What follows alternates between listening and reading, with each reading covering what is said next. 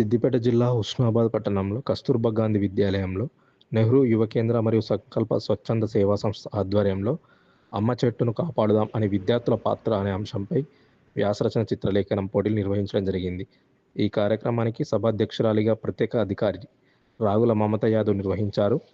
కార్యక్రమానికి ముఖ్య అతిథిగా జిల్లా క్రీడా యువజన అధికారి జంగపల్లి వెంకట నరసయ్య విద్యార్థులను ఉద్దేశించి మాట్లాడుతూ రాష్ట్ర ప్రభుత్వం ప్రతిష్టాత్మకంగా విజయోత్సవ కార్యక్రమం నిర్వహిస్తుందని, అందరూ భాగస్వామ్యం కావాలని ఆయన పిలుపునిచ్చారు.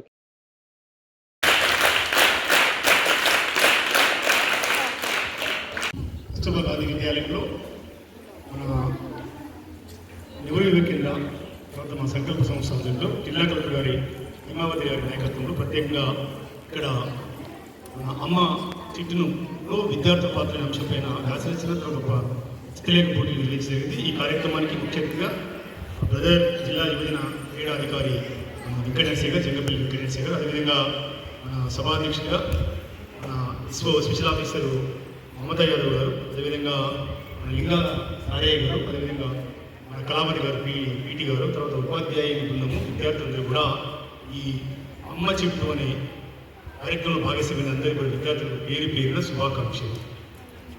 సో మనందరూ కూడా రాష్ట్ర ప్రభుత్వం ప్రత్యేకంగా రైతు ముఖ్యమంత్రి రేవంత్ రెడ్డి నాయకత్వంలో ప్రత్యేకంగా వనమహోత్సవ కార్యక్రమం మన హైదరాబాద్ కేంద్రంగా ప్రత్యేకంగా ప్రారంభించడం జరిగింది.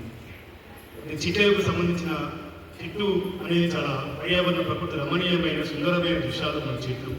గతంలో మన తాతల ముతాతలు నుండి చాలా ఆరోగ్యమైన సమాజం కోసం చాలా పనిచేశారు, గట్టిగా తిన్నారు, శ్రమ చేశారు, పనులకు మన పనులకు మూడబుట్టారు, ఐదుగా మూడబుట్టి చాలా శక్తివంతమైన సమాజాన్ని నిర్మాణం చేశారు. మనం ఇప్పుడు ఏం చేస్తున్నాం? ఎక్కువ ప్లాస్టిక్ వాడుతున్నామా? ఇంతమంది ఇద్దరు చాక్లెట్ చెప్పండి, చాక్లెట్ పేరు చెప్పండి, భక్తులు ఎంతమంది ఇద్దరు బయట వెళ్ళండి హాస్టల్ అంతా కూడా వేస్ట్ ఫుడ్ను ఇంట్రెస్ట్ చేస్తున్నాం. సో మనకు సంబంధించిన మన ఇంటి దగ్గర జామకాయ చెట్లు ఉంది కదా, జామకాయ తినాం. సో ఆరోగ్యవంత సమాజం అంతా జామ చెట్లు వితౌట్ షుగర్ అండి, షుగర్ లెవెల్స్ తగ్గుతూ ఉంటాయి, మంచి బ్రాండెడ్. సో అలాంటి చెట్లను మనం పెంచాలి. సో మనందరూ కూడా ఇలాంటి ఆశిస్తున్నాం. మన లక్ష్యాలు కూడా ఇక్కడ తల్లిదండ్రులు చాలా మన హుస్నాబాద్ ప్రాంతం అంటే చాలా లేబర్ సంబంధించింది, అంటే అందరూ కూడా కూలీనాలు చేసి జీవన విధానంలో కుటుంబాలు ఉంటా ఉంటారు కుటుంబాలు. సో మనకి ఇక్కడ రాష్ట్రాలు మన గవర్నమెంట్ అందరూ కూడా తీసుకొచ్చి ఇంత స్టాఫ్ ఉపాధ్యాయులు ఉన్నారు, అందరూ కూడా విద్య కూడా జరుగుతుంది. సో మనం ఏం చెప్తున్నాం, మన లక్ష్యాలు ఏంటి, మనం మార్నింగ్ వర్క్స్ ఏం చేస్తున్నాం, యాక్టివిటీస్ ఏంటి, మనం హోంవర్క్ చేసుకున్నామా చేసుకోవాలి, ఇంకా ప్రధానంగా వెళ్ళి కూడా చర్చించుకోవాల్సిన బాధ్యత ఉంది. ఉందా లేదా చెప్పండి. మనం లక్ష్యం పెట్టుకోవాలి. ఇప్పటి నుండి చిన్నప్పటి నుండి విద్యార్థులు 4 ఏళ్ల మధ్యలో లక్ష్యం పెట్టుకోవాలి. ఏ లక్ష్యం పెట్టుకోవాలి? చాలా పెద్ద ప్రౌడ్గా ఉద్యోగం చెప్పాలి. ఈడీ ద్వారా దేశంలో మాజీ రాష్ట్రపతి గారు ఏపీజే అబ్దుల్ కలాం గారు చాలా పడవలు అంటే మామూలు ఏంటంటే మామూలుగా ఈ నావ చేపలు పట్టే కుటుంబంలో జన్మించి చాలా ఈ దేశానికి అత్యుత్తమైన సాధన రాష్ట్రపతి సాధన మహానుభావుడు అబ్దుల్ కలాం. అలాంటి మహానుభావుడు లీడింగ్ డే ద్వారా ఆలోచన పెట్టి విద్యార్థులకు ప్రత్యేకంగా ట్రైనింగ్ ఇవ్వడం జరిగింది. ఎందుకంటే హాస్టల్లో చాలా మంది కూడా వేస్ట్ ఫుడ్ మారేస్తూ ఉంటున్నాం, సేవ్ చేయాలి, లైట్ ఆపేయాలి. విధంగా చాలా క్లాసులు రాష్ట్రంలో ఉమ్మడి ఆంధ్రప్రదేశ్ ప్రత్యేకంగా లీడింగ్ డే ద్వారా చాలా కార్యక్రమాలు జరిగింది. సో దానిలో భాగంగా ఏం చెప్పాలంటే మీ లక్ష్యంగా పెట్టుకోవాలి, పెద్దగా పెట్టుకోవాలి, దానికోసం శ్రమించాలి, అప్పుడు మీ కళలు నిజం చేసినట్టు ఉంటుంది. సో మన చిన్న లక్ష్యం పెట్టుకుని నేను హోంవర్క్ అవుతా అంటే చాలా కష్టం. మన లక్ష్యం ఏంటి? 4 రోజుల మధ్యలో ఉపాధ్యాయులు బోధిస్తున్న విద్యను చాలా చక్కగా చెవులలో జీవుని తీసేసుకొని మనం నుంచి విద్యను అభ్యసించాలి. మన తల్లిదండ్రులు ఏ పని చేస్తున్నారు? ఇదేగా కూలి పని చేస్తున్నారు, కార్మికులుగా కర్షకులుగా పనిచేస్తూ ఉన్నారు. మనం ఏం వచ్చాం? హాస్టల్కు చదువుకోవడానికి వచ్చాం. సో మనం ఎక్కడ నుండి ఎక్కవాలి? మహానుభావురాలాగా ఆ గ్రామానికి, మండలానికి, జిల్లాకు తీసుకునే మిత్రులుగా తయారు కావాలి. తయారు కావాలంటే మనం ఏం చేయాలి? చదవాలి. మన డ్యూటీ చదవాలి, మనం ప్రశ్నించుకోవాలి. మనం ఒక మూలలో పైపేసా ఉంటాం, ట్యాప్ ఉంటుంది మైండ్ ఇది. ఓకేనా? వినండి, ఇంటున్నా సిద్ధంగా వినండి సబ్జెక్టు. సో మన ఇంట్లో నల్ల సంబంధించిన ట్యాంక్ ఉంటుంది. ట్యాంకు నేను ఏం చేస్తున్నా, నేను వ్యక్తిగా ఈ మైండ్ వినండి. ఈ మైండ్ ఏంటంటే నేను మూలు వేసాను, నేను మూలే ఆ పైప్ వేసిన, ఆ నీరు అయిపోతుంది చెప్పండి, ఆ మూలు అయిపోతుంది చెప్పండి, ట్యాంక్ పోతుంది కదా, చాలా ఎంత గాలి చెప్పండి. అంటే మన మనసు అనేది చాలా సున్నితమైన భావం భావాలు అంటే మన ఆశయాలు కూడా చాలా మంచి సున్నితమైన ఆలోచనలు ఉండాలి. సో మనం ఏదనుకుంటే అదైతాము. మురిళ్ళు అవుదామా, మంచి స్వచ్ఛమైన నీళ్ళు అవుదామా, ఆ మైండ్ పెట్టుకోండి, ఆ మీరసమని పెట్టుకోండి. మురిద్దామా పైపు, మంచి నీళ్ళు పెడదామా పైపు, చెప్పండి.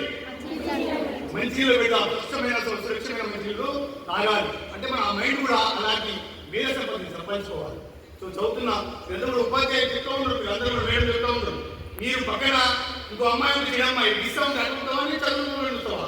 కాన్సన్ట్రేషన్ అంటే దాని బ్లాక్ బోర్డ్ మీద ఉండాలి. మనం వచ్చిన డ్యూటీ ఏంటి, మనం చదువుకోవడానికి వచ్చా విద్యాలయం. సో ఇక్కడ నుండి మనం ఏమనుకున్నాం, ఈ రోజు నుండి సుభాష్ చంద్రబోస్ సార్ వచ్చి మీకోసమే పనిచేస్తాం, రాష్ట్ర వ్యాప్తంగా వాళ్ళ హక్కులపైన. సో మీ అందరూ కూడా ఏం చేయాలి, మీరు మనస్సు జ్ఞానం అంతా కూడా ఈ 4 మీద ఉంటుంది. చాలా మంది మహానుభావులు, ఝాన్సీ రాణిబాయి, రాణి రుద్రమదేవి, ఇదంతా చెప్పండి, ప్రతిభా పాటిల్, రాహుల్ రాష్ట్రం అయింది. సో మీ అందరూ కూడా ఏంటి, చాలా చిన్న కుటుంబంలో వచ్చేవాళ్ళు, వాళ్ళకి ఇంత కమ్యూనికేషన్ లేదు, ఇంత మంచి ఆశలు రూములు వెళ్ళలేవు. సో మీ అందరూ వాళ్ళ జీవిత చేత పఠనం చేయాలి. అంటే చెట్టు విషయం కదా, అమ్మ చెట్టు. మన కొత్త కార్యక్రమంలో పేరు నరేంద్ర మోడీ గారు, ప్రధానమంత్రి గారు అమ్మ చెట్టు కార్యక్రమం పెట్టారు. అమ్మ చెట్టుని మనం చెట్టు పెడతా ఉంటాం. ఇదేగా ఈ వస్తున్న అవసరం చెప్పారా, ఎక్కువ ఇలాంటి చెట్టు పెడితే ఇప్పుడు ఎక్కువ చెట్టు మన ఇంటి దగ్గర ఏమి చెట్టు పెడితే చెప్పండి. పూల చెట్టు ఒకటి, నెంబర్ 2 పళ్ళ చెట్టు ఉన్నారు, పళ్ళ చెట్టు. సో అన్ని కూడా మన ఇంటర్ వేరుకు, హాస్టల్ ఇంటర్ వేరుకు ఈ వేసవి కాలంలో కూడా ప్రయత్నం ఏంటంటే, వేసవి కాలంలో ప్రత్యేకంగా ఈ చెట్టు సంబంధించి జూన్ ఫస్ట్ వీక్లో ఉంటుంది. వర్షాలు మన దగ్గర జూన్ ఫస్ట్ వీక్లో పెడతాం, ఫస్ట్ వీక్ సెకండ్ వీక్లో పెడతాం. సో అందరూ కూడా మన ఇంటర్గా మనం చెట్లు పెట్టాలి. ఆ చెట్లకు అమ్మ పేరు ప్రధానమంత్రి గారు చెప్తున్నాం. సో ఇక్కడ మన జిల్లా కలెక్టర్ కూడా ఏంటంటే, మన తెచ్చి ఉత్సాహాలు తెచ్చి కూడా మా అమ్మ పేరు మీద పెడుతుందని మనం స్టేడియంలో పెట్టాలి చెట్టు మొక్క. సో చెట్లను చాలా వేయాలి ఉపాధ్యాయులు వాళ్ళ గ్రామాలలో చాలా చెట్లు మొక్కలు పెడుతున్నారు ఉపాధ్యాయుల ద్వారా. నర్సరీ చెట్లు పెడుతున్నారు, అవన్నీ కూడా న్యాయం చెప్తున్నాయి. గత రాష్ట్ర ముఖ్యమంత్రి కేసీఆర్ గారు చెప్పాలి, మీకు కాస్త ఆలస్యం వచ్చేసి మిమ్మల్ని ఇబ్బంది పెట్టినని భావిస్తా ఉన్నా. రైట్, కాస్త ముందు జరగాల్సిందేమో ఈ కార్యక్రమం. ఇదేం ఆలస్యం వచ్చినా కొంత మీతో కలవడం అనేది మంచి పరిణామంగా భావిస్తూ ఐఎమ్ వెరీ హ్యాపీ. ఈనాటి ఏక్ పేడ్ ఏక్ మాత ఏక్ మా అనే నినాదం మేరకు స్వచ్ఛంద సేవా సంస్థ రాష్ట్ర అధ్యక్షులు సోదరుడు వలస సుభాష్ గారి నేతృత్వంలో అనేక కార్యక్రమాలు చేపట్టడం జరిగింది. అందులో భాగంగానే నేడు మన పాఠశాలను ఎంచుకొని ఇక్కడ మిమ్మల్ని ప్రోత్సహించడం గాను, మీలో ఉన్నటువంటి సృజనాత్మకతను వెలికి తీయడం గాను తనదైన శైలిలో ఈ కార్యక్రమాన్ని ఇక్కడ రూపకల్పన చేసినటువంటి సోదరుడు వలస సుభాష్ గారికి, అదేవిధంగా ఈ కార్యక్రమాన్ని ఏర్పాటు చేసుకోవడానికి అనుమతి ఇచ్చినటువంటి గౌరవ మన పాఠశాల మరి యశ్వ మేడం గారు, మమత మేడం గారికి, అదేవిధంగా శ్రేయభిలాషి మరి పాఠశాల యొక్క మాజీ చైర్మన్ అయినటువంటి మా లింగాల సారయ్య గారికి, అదేవిధంగా గౌరవ పాఠశాల ఉపాధ్యాయులకు అందరికీ పేరు పేరున నమస్కారం తెలియజేసి మీ అందరికీ ఆశీస్సులు. వాస్తవంగా చాలా ఆలస్యమైంది, మీరు చాలాసేపు అయి ఎండలు కూర్చున్నట్టుగా మేడం గారు చెప్పడం జరుగుతుంది. సరే, ఈరోజు ఎంచుకున్నటువంటి కార్యక్రమం ఏదైతే ఉందో అది మంచి కార్యక్రమం. ఇంతకుముందే మిత్రుడు చెప్పడం జరిగింది.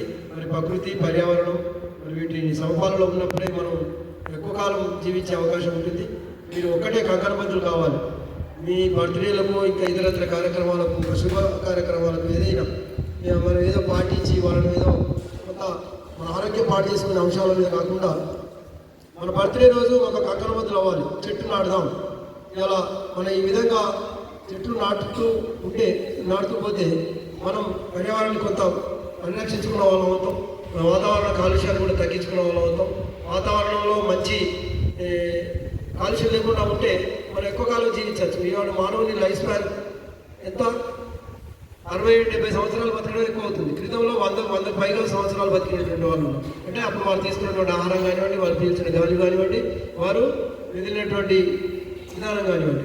పూర్వం ఎట్లా ఉండేది, ఇంతకుముందు చెప్పడం జరిగింది కదా, నీరు తీయాలన్నా అప్పుడు నీరు కూడా చాలా స్వచ్ఛమైన నీరు. ఇప్పుడు అంతా కలుషితమైన నీరు, ప్రతిదీ కలుషితమే. మరి కలుషితంతో కూడుకున్నటువంటిది కాబట్టి మనం ఎక్కువ కాలం జీవించలేకపోతున్నాం. మనకు అనేక రోగాలు కూడా కొంత సంక్రమిస్తూ ఉన్నాయి. సో ఆ విషయాన్ని పక్కన పెడితే మీరు ఒక్కటే గుర్తించుకోవాల్సింది, ఇవాళ మంచి నినాదం ఏక్ పేడ్ ఏక్ మా అని.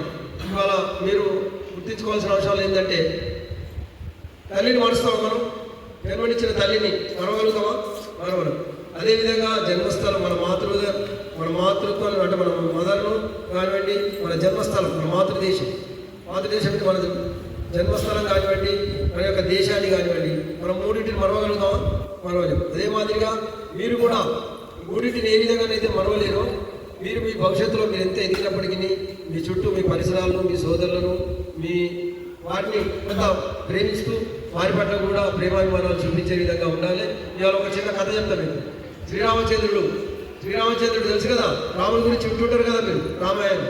మరి రాముడు లంకను జయించినప్పుడు విజయం పొందిన తర్వాత లక్ష్మణుడు అంటాడు, అన్నయ్య మనం ఈ లంకలో ఉండిపోదామా అంటాడు. లంక అనేది చాలా సర్వాంగ సుందరంగా ఉంటే అందమైనటువంటి నగరం అది. మన అయోధ్య కంటే చాలా చాలా సుందరంగా ఉండేటువంటి నగరం. అప్పుడు రాముడు ఏమంటాడు, లంక అంత సుందరంగా ఉన్నప్పటికీ కన్న తండ్రి అయినటువంటి మన జన్మస్థలం మన యొక్క అయోధ్యను మరవడం మంచిది కాదు తమ్ముడు. మనం అయోధ్యలో ఉండిపోదాం, ఈ లంక అనేది తాత్కాలికమైనది. ఆ విధంగా అంటే జన్మస్థలం మీద, మాతృత్వం మీద అంటే మదర్ మీద ఏ రకమైనటువంటి ప్రేమ వాత్సల్యాలు కలిగి ఉంటారో మరి శ్రీరాముడి ద్వారా మనం అప్పుడు తెలుసుకున్నటువంటి కథల ద్వారా మనం విన్నాం.